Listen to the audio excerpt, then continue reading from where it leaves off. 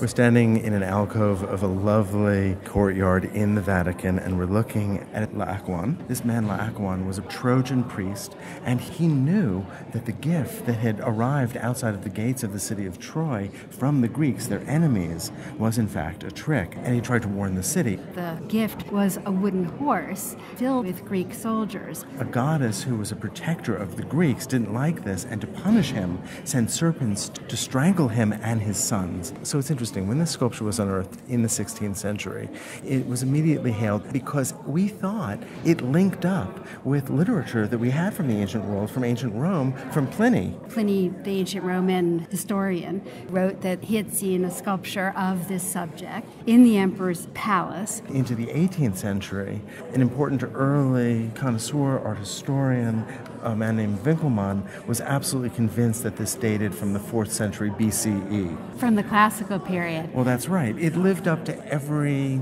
desire that antiquarians had for a sculpture that could really be located. So then the problems emerge. One problem is that the sculptors that Pliny names can be traced to the 1st century, not to an earlier period. Pliny also says that this was carved out of a single block of marble, which it isn't.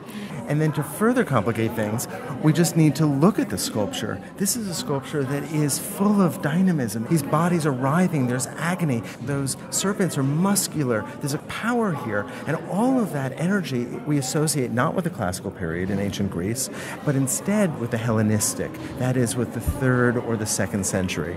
In fact, this is very similar in style to the figures that we see on the altar of Pergamon, in the way that the figures move into our space and interact with us.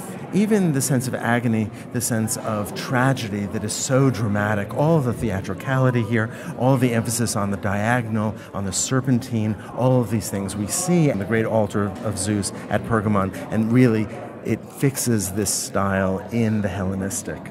The word you used was serpentine, and I think that that's a great word to think about the sculpture and the figures of the Renaissance that were inspired by it. The figure twists in space. His legs move to his left, his torso moves to his right, his head moves back toward the left. It's a figure that twists on itself and is so expressive in the body that you can see how it will be so important for Michelangelo.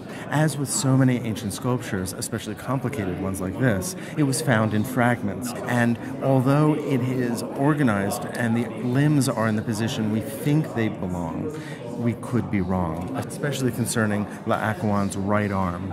This has been reconstructed in a number of different ways, but the way that we have it now, with his arm moving back behind him, is the one that art historians agree on now. But one of the things that people have noticed about the sculpture is the terrible pain and agony expressed by the figures, but the simultaneous sense of beauty that we contemplate in the figure's body. So that tension is a result of the fact that we're enjoying the beauty of the sculpture, even as the sculpture is depicting great pain, great tragedy, real agony.